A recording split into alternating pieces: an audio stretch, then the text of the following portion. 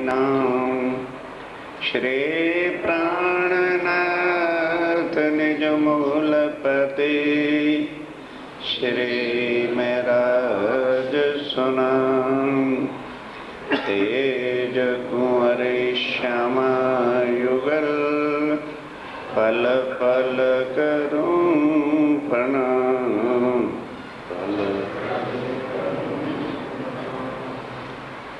मैं ग्रह तुम्हारे कदम सो मैं न छोड़ूं काबा सब मोमनों के कदमों लगावा को माफ किया ताबा को माफ किया तब उनके भाई ने फरमाइए सुंदर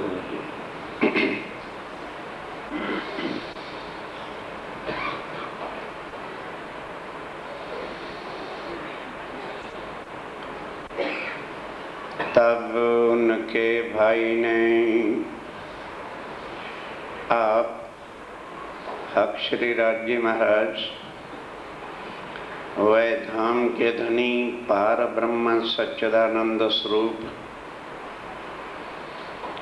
अक्षरातीत उत्तम पुरुष आप स्वामी श्री प्राणनाथ जी महाराज बुद्ध निष्कलंक अवतार आखिरुल ज़मा इमाम मेहदी साहब अब इस समय मंदसौर में जो कि एक मुसलमानों का ही शहर था और वहाँ पर विराजमान हैं जहाँ औरंगजेब की सेना कैंट लक्षित था। तो वहाँ सनंद की चर्चा के पश्चात मोहब्बत खां, जान मोहम्मद और भी कई गुवाहाटी लोगों ने तारतम दिया।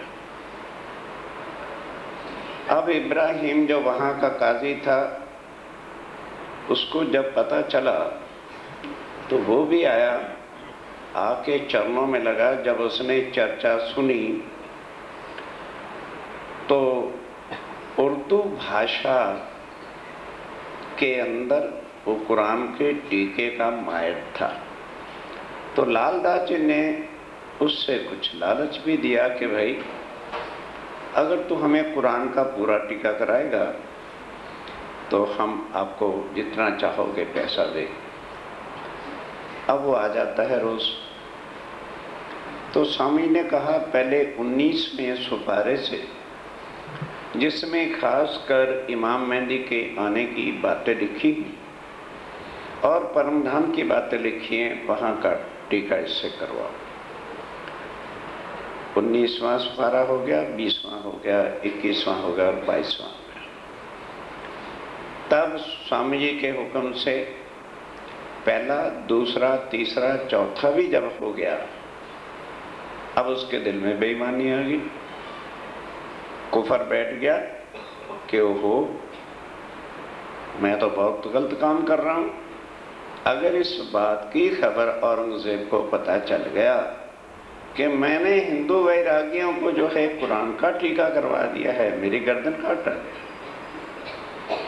तब अपने मुसलमान होने के नाते से कुछ अटपटा बोलने लगा। तब स्वामी जी ने कहा लालदास इसको कोई किताब नहीं देनी। बस फिर शिव जी का जरा सा हुक्म होने की देर होती थी, फिर तो क्या बात थी। अब उसके बाद अब यहाँ से ध्यान सुनना कि जब आदमी के दिल में मन में बेईमानी हो जाती है, मन आगे आड़ा आ जाता है तो बिल्कुल उलट हो जाता है, भाव ही खत्म हो जाता है, इंसान नजर आता है। तो अब उसने कहा अच्छा ठीक है, लड़के घर तो चला गया। और इस तरह से फिर जब वो घर गया और मुसलमान होने का कुछ रुआब रूप डाल के गया अब देखो, तन में अक्षातीत अंदर बैठे हैं, कितनी मुसीबतें। माया का और राज्य मराय का दोनों का तुलना मोमनों के सामने हो रही है, क्योंकि हम भी यहाँ माया देखने के लिए आए हैं सुंदर साहब जी। तो माया को पहले दिन से हुक्म मिला है कि इनको मेरे पर यकीन नहीं रहने दे, और स्पेशल कह रखा है कि मेरे मोमनों पर यातनाएं पे यातना, कष्ट पे कष्ट ढाना। अब वो चीज तो हम भूल जाते हैं, माया की बातों को देख करके स्टेन लेकर उठते ही फिरते रहते हैं, हमारे ऊपर स्टेन हो गया, ये हो गया। तो फिर आए क्यों थे परमधाम से, खेल मांगा क्यों था? माया की बातों का स्टेन दिमाग में घुस जाता है, अकल परमधाम की वाणी की नहीं आती कि ये यहाँ पर होना ही है। फिर स्टेन किस बात का, फिर स्टेन काहे का, फिर रोना किसका? जो रोता है स्टेन के आने पर समझ लो राज्य को भूल चुका है, उसका कोई नाता ही नहीं है राज्य से। अब ठीक है, बैठे हैं, कोई बात नहीं भाई। इतने में मोहब्बत खां आ जाता है।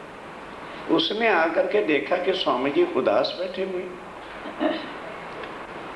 पूछा, स्वामी ने कहा, हाँ भाई क्या पूछते हो?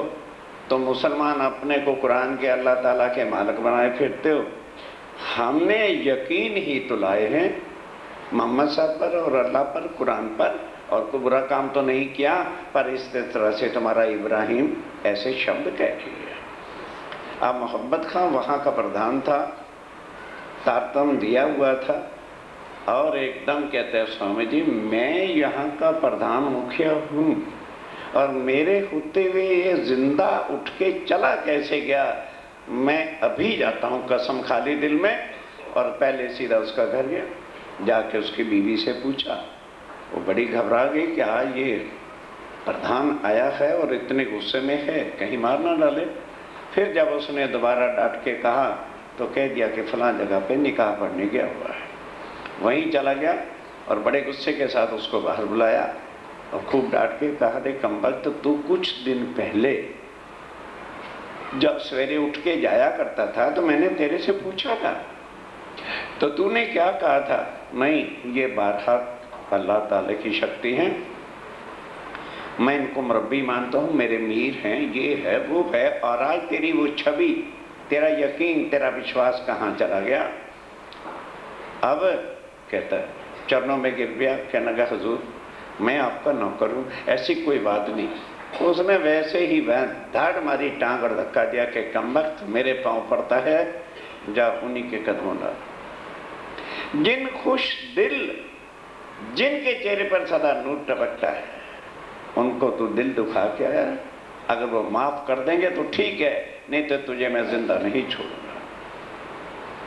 कहता जी बस निकाह पढ़ के अभी सीधा जाता हूँ। सीधा निकाह खत्म होने के बाद 3 बजे स्वामी जी के चरणों में जाके प्रणाम किया, लगा रोने। स्वामी जी ने देखा भी तो समय 3 बजे का लगता है। कौन है भाई तू? कह जी मैं इब्राहिम। इब्राहिम का नाम सुनकर नूर मोहम्मद पहले से जिसने तारतम लिया हुआ था, छुरा निकाल के बैठा था कि आ जाएगा ना तो मुझे छुरे निकालने की भी देर ना लगे, मैं पहले उसके पेट में घूम दूंगा, हरे को मार दूंगा। स्वामी जी को दुखी करके गया कैसे? अब सो ही रहा था, इतने में आके प्रणाम करने, तब नूर मोहम्मद कहता है, वो कमबख्त, ये देखा अभी तेरे पेट में घोंप देता, पर ये हाथी हमें इजाजत नहीं देते। ये कहते हैं जो देत का साला तुमको तुम भला चाहिए, इस वास्ते मैं मजबूर हूँ। उठ, सब मोमिन जितने भी हैं इनके चरणों की खाक लेकर के अपने मस्तक पे लगा, नहीं तो तेरे टुकड़े कर दूंगा। तब एक एक मोमिन के चरणों लगा, उनकी धूली ली, बस कह जा चला जाए, यहाँ से निकाल दिया। अब वो कितने मुसलमान ईमान के पक्के और बेईमान होते हैं, दोनों चीजें। जाके घर भाई को कहा कि तू जाके टीका कराता रहे और मैं सारी रिपोर्ट औरंगजेब को जो है दे देता हूँ। ठीक है। अब उसका भाई आकर के, उनका भाई, चरण सुना है नहीं, जहां से आज चर्चा शुरू हुई है, वो आता है टीका कराने के लिए। 5वां सिपारा 5वां सिपारा शुरू किया, वे लिखाने लगा, वो उसका अर्थ लिखवाने लगा, हुआ जो पूरा, वो भी पूरा हो गया। इन समय दजाल ने, अब इस समय दजाल कौन हुई? इब्राहिम। उसने जाके उधर औरंगजेब को रिपोर्ट भिजवा दी, और जो उधर फौजें थी उनका जो बड़ा अफसर था, मेजर जनरल या जो कुछ भी वही होगा, उसको रिपोर्ट कर दी कि सर ऐसी ऐसी बात है, हिंदू वैरागी है, अपने को मुसलमान कहते हैं, और टीका धोती पहनते हैं, और कुरान, तफसीर हुसैनी सब किताबें उनके पास है। आप उन पर जल्दी एक्शन करके जेल में डाल दो, नहीं तो मैं सारी रिपोर्ट औरंगजेब को भेज दूंगा। अब वो भी डरा कि भाई इब्राहिम, उसमें काजी की बहुत बात मानी जाती थी, बस उसके देखे कहने का साहब आप घर जाओ, कल हम चुप्पे से इन सब बैरागियों को जो हैं उठा के जेल में डाल देंगे। बस ये बात जान मोहम्मद को पता चल गई। वो अब भागा भागा आता है, शोर किया जोर, बड़ा शोर किया, चारों तरफ से उसने अपनी सेना को हुक्म दे दिया कि जाओ मंदसौर के अंदर जितने भी वैरागी हिंदू हों और टीका धोती पहन दो, पकड़ करके जेल में डाल दो। रे साथी सब जुदे जुदे। अब जान मोहम्मद ने स्वामी जी को आके बता दिया था, उन्होंने कहा कोई बात नहीं, शहर छोड़ के नहीं जाएंगे। सब सुंदर साहब को कह दिया, सुंदर साहब घबराना नहीं, ये माया कुछ नहीं बिगाड़ सकती, केवल इतना करना है, गली गली में चले जाओ, एक से एक नहीं मिलना, इतना बड़ा शहर है, कोई कहीं को किसी गली में, कोई किसी गली में, बाहर तरफ उधर पूर्व पश्चिम सब शहर में घूम जाओ, और वो जो बड़ का पेड़ है ना, ठीक 11 बजे वहां आ जाना, मैं भी वहां आया करूंगा। तुम गली गली से अपने मोहल्ले से भीख के टुकड़े, भीख मांग के, खाना तो है, कहां से खाए? तो तुम जो भीख मांग के लाओगे झोलियों में, उसको भी इकट्ठा करके पहले मैं खाऊंगा, फिर आपको खिलाऊंगा। इस तरह से सब मोमिन जो है जुदा जुदा हो गए। चितना हुआ मरोड़, पर किसी का चित नहीं हुआ मरोड़, किसी का दिल उदास नहीं हुआ। लोग भाई अच्छे स्वामी जी के चरणों में आए हैं। राजा थे, लालदास भी थे आकर, भीम भाई आचार्य भी थे आकर, और इतने इतने बड़े बड़े घरों के, परिवारों के, दिल्ली के बड़े बड़े सेठ भी थे, लेकिन किसी का दिल उदास नहीं था। सब कोई अपनी गली में जाता है, जहाँ जहाँ गली होती है, सवेरे उठ करके माए जे भिक्षा दान। मुसलमानों के घर भी है, कोई हिंदुओं का भी होता होगा, पर वहाँ तो हिंदू और मुसलमान का कोई सवाल ही नहीं था। ये आपको बता देना चाहता हूँ, भीख में कोई मीट नहीं दान दे सकता, ये कुरान में लिखा हुआ है। मानो किसी ने मीट बनाया हो, तो वो जो मांगने आया होगा फकीर, उसकी झोली में नहीं बांध सकते। इस तरह से कोई सवेरे सवेरे बना के तो नहीं बैठा होता। भीख में तो जो कुछ भी बचा होता है। अब सब मोमिन टुकड़े वो भीख के मांगे हुए, अपनी अपनी झोलियां। हम तो चम्मचे चाहिए हैं, चम्मचे। ठीक है, आपका प्रधान बहुत दयालु है, जरा आश्रम में चमचों का नाम ले देना, फिर बताऊंगा तुम्हें। राज्य महाराज का प्रसाद लंगर और नखरों के साथ तुम्हें नसीब भी नहीं होना, ये तरसोगे इसको। बराती नहीं हो, कौन सा प्रसाद मिल रहा है? और उधर हमारे धाम धनी हमारी जागनी के वास्ते भीख के टुकड़े खाते। अक्षातीत ये जागनी है, ये गुरुओं का काम नहीं आ रहा है। गुरु तो बैठे गद्दों पर बढ़िया पलंग लगा के, जिनको दर्द है, ये बीत तक कोई कथा कहानी ना समझ लेना। मुंह में चले गए, दिल चित निमरोड़ हुआ। जहां जहां गली से जो कुछ भी भीख के टुकड़े मिले, जैसे फकीरों की झोली होती है ऐसे डाल करके भर के ले आते हैं। छिप रहे जुदे जुदे और छिप गए शहर में, किसी को पता ही ना चला। एक से दो इकट्ठे ही नहीं होने तो फिर क्या पता चले फकीर है जी, कोई भीख मांगता फिरता है। आवे दीदार को एक बेर, आवे दीदार को एक बार, जैसे स्वामी जी ने कहा था, वह एक ही बार सब जगह इकट्ठे हो जाते हैं। झोरी भर के ले आवी, हर कोई अपनी अपने मोहल्ले में से भीख की झोली मांग करके भर के ले आता है। टुकड़े मांगे फेर टुकड़े, भाई भीख में तो हर कोई टुकड़ा ही देगा, कोई बना हुआ, कोई कैसा, जिसके घर जो बना होता है वही भीख में दे देते हैं। सिर राजा रोगत हेत सो, ध्यान के साथ स्वामी जी बैठे होते हैं, जिस जगह कहा था बस कोई कपड़ा बिछा देते हैं। सब झोलियां स्वामी जी कहते हैं भी अपनी अपनी झोली जो भीख मांग के लाए हो रख दो। अब उसके बाद वो झोली उठाते हैं, ध्यान देना, कहते हैं भाई ये किसकी झोली है। भरी सभा में एक तो भीख मंगवानी और ऊपर से पूछना ये किसकी झोली है। जिसकी होती थी ना वो सिर नीचे करके नहीं कहता था लो भाई मरे, इतने बड़े सेठ थे भिखारी बन गए, वो गौरव से खड़े होकर कहते हैं समझिए मैं मांग के लाया, ये मेरी झोली है और फलां मोहल्ले से मांग के लाया जहाँ शेख इस्लाम रहता है, फलां मुसलमान के मोहल्ले से जो है मैं मांग के लाया हूँ। एक इनकी झोरी के, फिर पूछते हैं अच्छा भाई ये किसकी झोली के हैं। सो बतावत अपने, हर जिस सुंदर साहब ने जो मांगा होता कपड़ा देख के पहचान जाता है ये मेरी झोली है, ये मैं मांग के लाया हूँ। राजी होवे दिन पर, उनके ऊपर स्वामी जी बहुत प्रसन्न होते हैं, बाता हंस करे मनाए, और हंस हंस के बातें करते हैं और हर एक की झोली में से एक एक टुकड़ा भी खाते जाते हैं। कहने लगा भाई ये मोहल्ले वाले बहुत अच्छे, बहुत स्वादिष्ट है। बासी टुकड़े, बासी टुकड़े बहुत स्वादिष्ट, अच्छे आदमी, उनको खुदा पर कुछ यकीन और विश्वास है।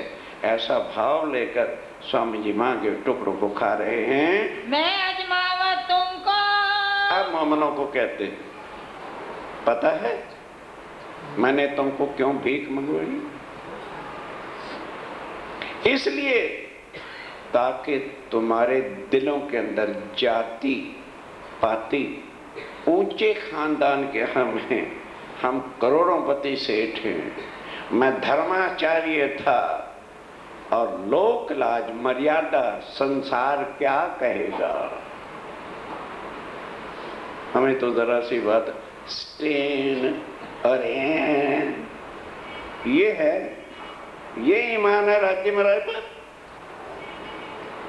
अक्षरातीत खुद एक टुकड़े में खा और कह रहे हैं मोमनो मैंने तुम्हें इस मंजिल तक क्यों पहुंचाया है, ताकि तुम्हारे दिलों में कोई खानदान, कोई ऊंच नीच, कोई लोक लाज कि दुनिया क्या कहेगी, ये कोई गुमान अहंकार दुनिया वाला रह न जाए, इन मंजिलों पहुंचाए। इसलिए मैंने तुम्हें भीख मंगवा के देखा है कि क्या किसी का दिल दुखता तो नहीं। मोमन राजी होए के, मोमन खुश होके कहते स्वामी जी इतना मजा परमधाम में नहीं था जितना यहाँ। आप हमारे साथ रहो, जितनी भी जिंदगी के सांस होंगे हम भीख मांगा करें। हमें कोई किसी दुनिया की परवाह नहीं, ना किसी लोक लाज मर्यादा, ना खानदान और बरादरी वालों की चिंता है। बाता करे खुश दिल, और खुश दिल होकर के बातें करते हैं। ये नहीं कि भाई अंदर से मरा हुआ दिल हो और ऊपर से दिखावती बातें करनी हो। ए दिन हम कब पावी, ए दिन हम कब पाए। राज्य महाराज का ये दिन परमधाम में थोड़ा आपने हमें देना, क्या परमधाम में थोड़ा भीख मंगवाने भेजोगे। ये दिन तो आपने ब्रिज में भी नहीं दिखाए थे, रास में भी नहीं दिखाए। ये दिन बहुत अच्छे हैं। रे एक दूजे हिल मिल, जब अब ये चीज हो जाती है ना तो फिर जुटबंदियां बंद हो जाती हैं, तब सब सुंदर साथ एक लगता है। अब तो अपने अपने फ्रेंड और अपने अपनी सहेलियां गुट बने हुए, एक दूसरे सब सुंदर साथ हैं, सब मेरे राज्य में रह के अंग है। ये भाव लेकर के सब एक दूसरे से हिल मिल करके रहते हैं। जरा किसी को शरीर कष्ट आकर शरीर तो यहाँ के हो जाते हैं तो सब उसकी सेवा करते हैं। तुम सिर बाना दयाल का, आज स्वामी जी कहते हैं तुमने सिर भाना दज्जाल, माया को तुमने जीत लिया है, कुटुंब कबीला और कोई कुटुंब कबीले की आस भी नहीं रखी। हमारे दादा का नाम कहाँ चला जाएगा, लोग क्या कहेंगे, इतने ऊंचे खानदान के होकर के ये भीख मांगते, कुछ मतलब ही नहीं है। रे बहुत बल सूरत में, ये रहे बल सूरत में किसका, अपने राज्य महाराज का, कि हम राज्य महाराज के अंग हैं तो उनका बड़ा और रिश्तेदार कौन। अरे भाई जिसके सिर पर रक्षा थी तो साथ साथ चलते हैं, उसने दुनिया की रिश्तेदारी खानदान बरादरियों से क्या लेना होता है। संग जोश जबराइल खास, और राज्य महाराज की शक्ति फिर साथ मोमनों के है। श्री भाई जी इन समय अब भाईदुराज क्या करते हैं कि सारी झोलियों को लेके लौट लेते हैं, फिर उसमें हर चीज को जुदा जुदा कर लेते हैं। भाई किसी ने क्या दिया तो छांटते जाना, ये चीज अलग, ये अलग, ये अलग, ये अलग। फिर सब सुंदर साथ को पंक्तियों में बिठा देते थे और प्यार के साथ हर एक को बांट बांट के एक एक चीज अपने हाथ से ये सेवा करते हैं। सेवा करी मोमिन, सेवा करते हैं अपने हाथ से, दिल बनाए आगे करे, बहुत दिल के साथ, भाव के साथ, बड़े प्यार के साथ। कोई देखे भी ये बुरा, अच्छा नहीं तुम ये ना लो, ये तुम्हारे तुम खा सकोगे आराम से, वो ले लो।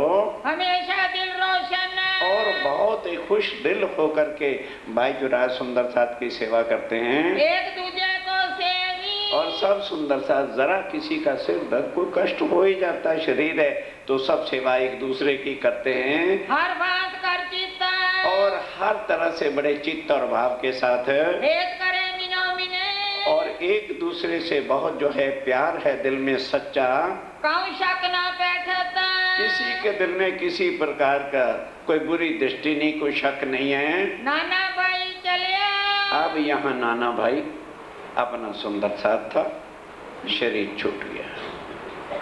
इतने दिन तक ही राज्य महाराज के चरणों की साक्षात सेवा का लाभ लिया, शरीर छूट गया। मंदसौर के में जब मंदसौर में थे ताले माफा के बस यहीं तक राज्य महाराज का हुक्म था, यहाँ तक सेवा की, उतना ही सुख से, उतना ही सुख लिया उसने।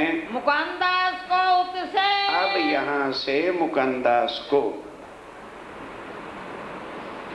कहाँ से, जब उदयपुर से आ रहे थे तो रास्ते में से भेज दिया था, वो मंदसौर नहीं आया। अब रास्ते में से भेजे भाव सिंह पास, राजा भाव सिंह के पास 3 सुंदर साथ और दिए, केशवदास, खिमाई भाई और एक और सुंदर साथ दिया कि तुम चारों जाओ। और औरंगाबाद में राजा भाव सिंह राज करता है। सुना है कि वो कट्टर हिंदू धर्म पर बहुत विश्वास रखता है, कट्टर है। उनको जाकर के कुछ चर्चा सुनाओ, यदि वो किसी काबिल होगा तो फिर मुझे बुलाना, तुम जाए उनकी खबर लियो, जाके उनकी खबर लो, सत्संग करो, चर्चा देखो कैसा है जीवता कचुआ सा, है जीवता कुछ काम बनेगा या मुर्दा मुर्दार जीव के माया का कीड़ा है। जो हमको उस बुलावी, अगर वो हमें वहाँ बुलाए तो हम आवे उत्ता, तो हम वहाँ औरंगाबाद आ जाएंगे। कहाँ जाए के लिखियो, तुम वहाँ जाके चिट्ठी लिखना, जैसा देखो तीता, जैसा उसका हाल चाल देखो, मुझे सूचना देना। मुकानदास जाए पहुँचे, अब मुकानदास वहाँ चला गया, भाव सिंह सो किया मिलाप, और भाव सिंह से मिलाप किया। चर्चा उनसो रस पड़ी, अब भाव सिंह को इसलिए पता लग गया कि वो सीधा पहले सवेरे चला गया तो राजा भाव सिंह के घर दरबार में ही चला गया, और वहाँ वो जो उनका राजगुरु था, हर एक हिंदू भी राजगुरु रखता था, रामदास उसका नाम था, और वो बिल्कुल तांत्रिक विद्या शक्ति जानता था, बाकी आत्म तत्व के ज्ञान का कुछ भी उसे पता नहीं था। और उसने क्या नियम बनाया हुआ था कि कोई भी साधु महात्मा मेरे पूछे बिना राजा से मुलाकात नहीं कर सकता। अब वो मुकंदा सीधे ही चले गए, उन कबूल किया। अब उसने क्या स्वीकार किया? तब वहाँ से कहा सदा, तब जब स्वामी जी की सूचना दी तो कासद भेजा संदेशा कि स्वामी जी को बुलाया जाए। भेज दिया सिताब, भेज दिया वहां से। मंदसौर आए पहुँचा। अब वो मंदसौर आ गया, पाती ले किताब, चिट्ठी लेकर के, उनमें बड़ी बात के, और उसने बड़ी भली भान से आदर भाव से चिट्ठी लिखी थी, लिखे थे सुकन, सारी बातें लिखी थी। पढ़ के आप राजी में, पढ़ के स्वामी जी बहुत प्रसन्न हुए, सब साथ मोमिन, और सब सुंदर साथ भी। अब मंदसौर से, अब मंदसौर से चलने का किया उपाय। कहाँ गया और उसको मार कहाँ पड़ी? तो स्वामी जी पहले चल देंगे।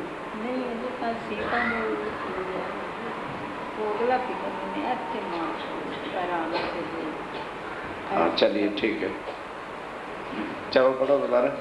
अब मंदसौर से, अब मंदसौर से स्वामी जी चले, चलने का किया उपाय। सब सुंदर साथ को हुक्म कर दिया कि अब मंदसौर को छोड़ के चलना है। 8 महीने पूरे स्वामी जी मंदसौर में रहे, और 8 महीने तक बराबर भीख टुकड़े मांग करके ही इस तरह से व्यतीत किया। साथ हुए सब तैयार, सब सुंदर सा, बस सारे फकीरी रूप में थे। जब 11 बजे इकट्ठे होते थे तो कह दिया भाई आज शहर छोड़ देना, और शाम को 4 बजे वो पुल पार मंदसौर से बाहर इकट्ठे हो जाना, वहीं से आगे निकल चलेंगे। खबर सब पहुंचाए, और सबको जो है खबर गली गली में कर देना, कोई सुंदर साथ रह न जाए। सब साथ भेले वे, सब सुंदर साथ जहाँ स्वामी जी ने इशारा किया था वहाँ इकट्ठे हो गए, हुए चलने को होशियार, और चलने को तैयार हो गए। 8 महीने इतरे, 8 महीने मंदसौर में इसी तरह से व्यतीत किए। हुआ हुक्म परवरदिगार, तब हुक्म आ राज्य महाराज का चलने का। श्री मोहम्मद के मोमिनो, अब स्वामी जी कहते हैं सुंदर साथ जी, ये मंदसौर की भी तक, ये मंदसौर की भी तक है, अब यहाँ से आगे चले, अब यहाँ से आगे चलेंगे। तो कहूँ हुक्म हक, अब सुनो आगे क्या होता है। यहाँ से आए सीता मऊ, यहाँ से स्वामी जी कहाँ गए? सीतामऊ।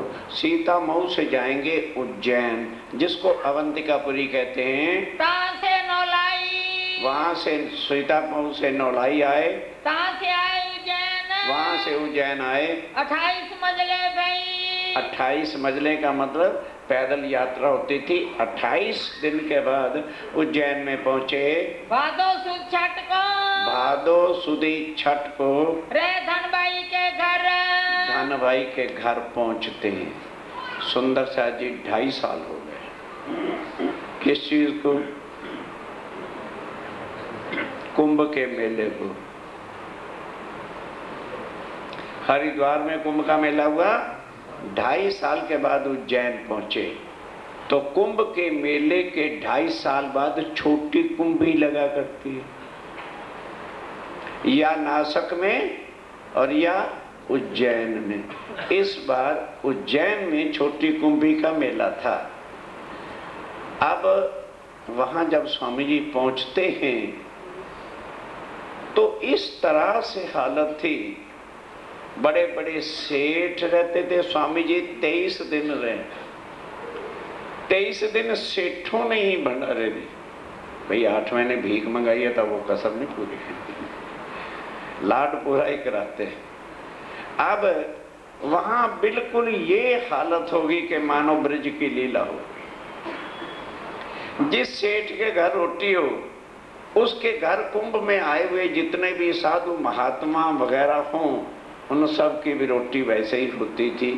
और इस तरह से जो सेठों ने भी दिल खोल के सेवा की कि मानो ब्रज का माहौल हो, तो वहां ये कीर्तन उतरा था, प्रगटे श्री नंद, ये वहां पर जो है कीर्तन उतरा था। भाई भगवान चौधरी, भाई भगवान दास चौधरी था। ईमान ले आया इन पर। बस चर्चा सुनी, ऐसी चर्चा तो कोई भी आके उज्जैन में सुनाता। भाई धर्म तीर्थ था, लेकिन बड़े बड़े लोग आचार्य जन आते थे, ऐसा ज्ञान तो किसी के पास था। अब स्वामी जी जब अपने प्रमाण सारे शास्त्रों से, वेदों से, कलयुग में भविष्य पुराण, हरवंश पुराण के देते हैं, सबकी आंखें खुल गई। और जब ज्ञान निराकार के पार आगे अखंड द्वैत और अक्षर अक्षरातीत की बातें बताते हैं, तो उनको यकीन आ गया। इन्होंने उत्सव किया। बस अब जिनको यकीन आता है और तारतम लेता है, कहते हैं स्वामी जी आज की रसोई की सेवा हमारी है। तो वो अपने घर उत्सव में रसोई करता है। बाबूजी या नाम, उसको बाबूजी बाबूजी कहते थे। लाल जी ये उत्सव किया। लाल जी भाई भी एक और थे, उसने भी तारतम लिया और उत्सव किया। पधराए श्री राजा, पधराए श्री, पहचान के बिना थोड़ा ही अपने घर को ले जाता है। वह पहचान करके सब साधु महात्मा को कहा कल सब भोजन हमारे यहाँ आके करना, खूब आनंद मंगल भंडारे हो रहे हैं। ए जोशी राम आया। कितनी संख्या होती होगी यहाँ तो 400-500 की रसोई के लिए 3 हुचकियाँ भर के नाम लिखवा तो दिया। अब सोच रहे कटवाएं कैसे, नहीं समझे। नहीं तो एक बार 2 बार सूचना होगी भी जिन्होंने रसोई लिखवाई पैसे दो। हलवाई ने तो पैसे लेने होते हैं ना। पर छोड़ो, तुम कटवा दो। चरण सिंह को कहते ना हमने रसोई नहीं देनी, रसोई फिर भी चलेगी। राज्य का लंगर दरबार नहीं बंद हुआ करता। इतने इतने लोग भंडारे पे भंडारे हो रहे हैं। जिसने तारतम लिया, मैं जी आज भंडारा हमारे घर होगा, सब को जो है उज्जैन में कह दो, जो भी बाहर से साधु महात्मा सब आए हुए हैं, आज हमारे घर भंडारा होगा। सिर राय पधारे इनके घर। अब रसोई होती थी तो स्वामी जी को अपने घर ले जाएंगे, तभी तो भंडारा करेंगे। वह पूर्ण मनोरथ का, सबकी मनोकामना पूर्ण होती है। कांजी के घरों, तब कांजी भाई भी आत्म थी परम धाम की, सत्संग सुना, तारतम लिया और वो भी रसोई अपने घर दिखाता है। पधराए करे बड़े हेत भाव के साथ जो है वो पधराता है राज्य राय को अपने घर। फिर 23 दिन में, फिर इस तरह से 23 दिन तक वहाँ रसोइयाँ ही रसोइयाँ और भंडारे ही भंडारे हुए। नौलाई आन पहुँचे। फिर नौलाई पहुँचे।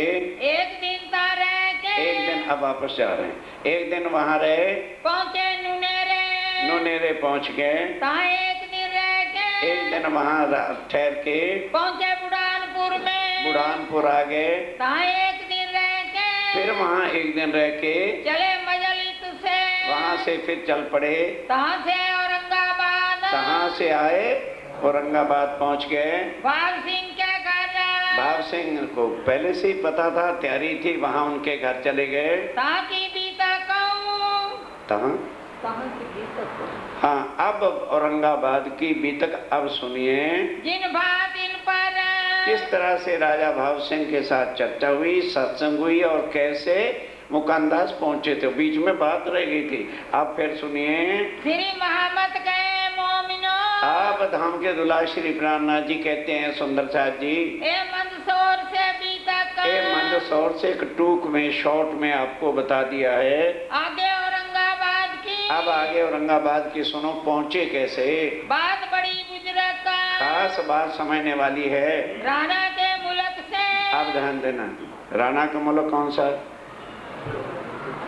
उदयपुर। बाबा क्या यार सारे बैठे हो, उदयपुर को राणा का मुल्क कहते। अब वहां से जब चले थे, आए रामपुरे के ठौर, रामपुरा गांव में आके ठहरे थे जहाँ बहरी साल लूटने आया था। जब वहां से चले स्वामी जी, दुधलाई डेरा किया, दुधलाई में आके ठहरे। ताकि याद जाले शोर, वहाँ वो बहरी साल ने आके शोर किया था लूटने का। तब वहाँ से मुकानदास को, तब जब चले तो मुकानदास जी को वहीं से, वो मंदसौर नहीं आया, और केशवदास, और साथ केशवदास, खिमाई और वल्लभ, खिमाई दास और वल्लभ इन चारों को कहा कि भी तुम वहां जाओ औरंगाबाद।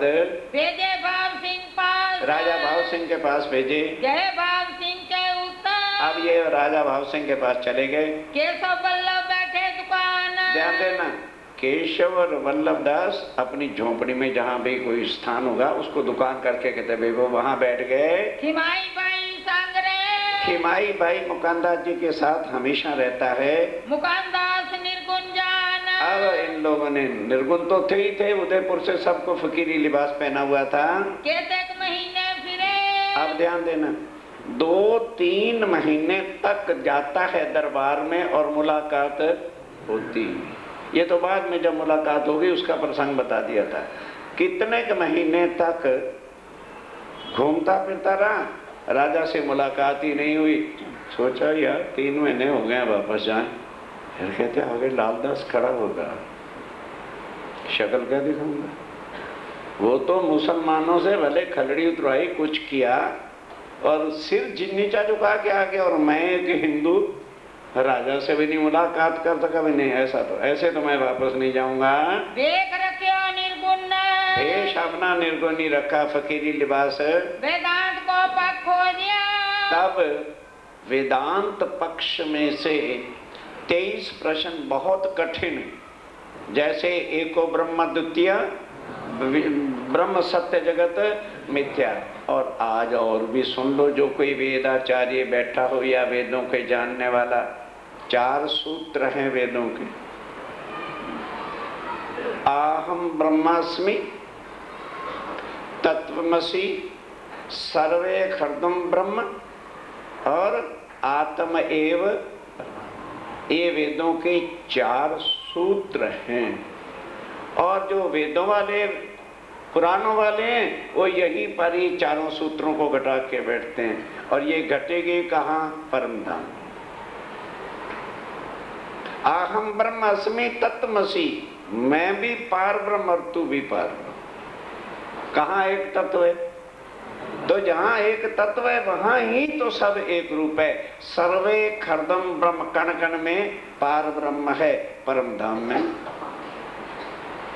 तो ये सारी चीजें उन्होंने क्वेश्चनों में लिखी कि मैं अगर वेदांत को जानने वाला होगा तो ये क्वेश्चन करूंगा। 23 प्रश्न वेदांत पक्ष के लिखे रे बीच निर्गुण, और निर्गुण भेष में ही है। जब लगे मूर्खने, जब वापस जाने लगे तब दिल में किया विचार। अब ध्यान देना, प्रश्न पुरुषों को लिख लिए। कहना मैं मिलूंगा कैसे? आगे तो 3 महीने हो गए यार, लौट के मुड़कने, मैंने मुड़ के जाना। लौटने का जब विचार किया, मैं फिरा कहाँ जाऊं? तब कहने लगे मैं स्वामी जी को, लालदास वगैरह को शक्ल क्या दिखाऊंगा, मैं क्यों वापस जा रहा हूँ? जनाऊं जित व्यवहार, क्या व्यवहार अपना जताऊंगा? भीख मांगे दऊं स्वरूप। कहने लगे भाई उसे राजा के दरबार में तो घुसना है, जैसे भी होगा देखी जाएगी। खेमाई भाई और लालदास जी ने भीख मांगी। वहां नहीं ना गया मंदसौर, बराबर भीख भी। अभी जो दिल्ली की मार बैलेंस है ना, इसके जिससे अभी मिल जाती है। अब बाजार से भीख मांगी, भीख मांग के एक तो मिठाई का डिब्बा ले लिया, झोली तैयार कर ली प्रसाद देने के लिए, और एक झोली और ले ली, उसमें क्वेश्चन लिख के भागवत के तैयार कर रख दिए।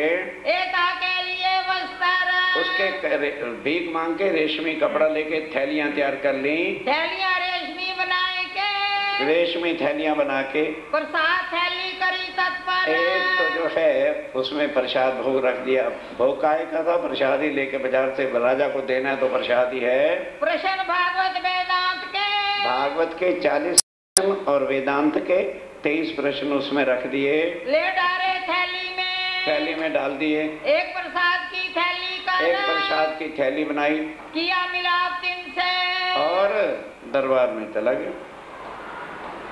उसको पता नहीं था। खजूरी को कहा मैंने बादशाह से मिलना है, टाइम ले दो, ले दिया, चला गया।